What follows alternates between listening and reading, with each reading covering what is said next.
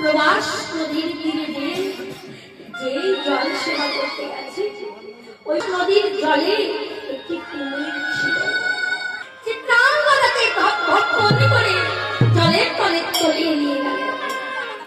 ছুটতে ছুটতে পালকগুলো দিয়ে বলছে, ও মরিবার, মরিবার। কি হয়েছে খোকা? তোরা ছুটতে ছুটতে তোকে নয়নে জল কেন?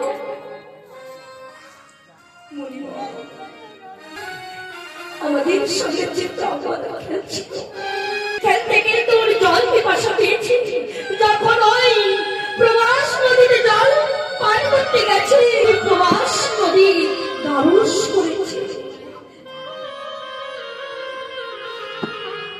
সুতপাবনী প্রধানত হয়ে ছুটতে ছুটতে প্রবাস নদীর তীরে প্রবাস নদীকে বললেন, প্রবাস নদী, তোমার এত বড় সাহস, তুমি আমার পুত্রকে তুমি ভঙ্গল করলে। আমি পরিবার হয়ে তোমাকে অভিশাপ করছি, আজ হতে তোমার তবে প্রবাস নদী শুকিয়ে যাবে, তোমার ভক্ত একটু জল থাকবে।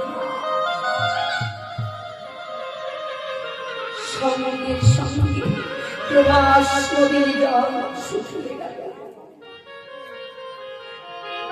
প্রবাস নদী মনুষ্য রূপ ধরে মরিবরের কাছে বললে, সত্যপাবনী প্রভু, তোমার পুত্রকে যে আমি ভক্ষণ করি না,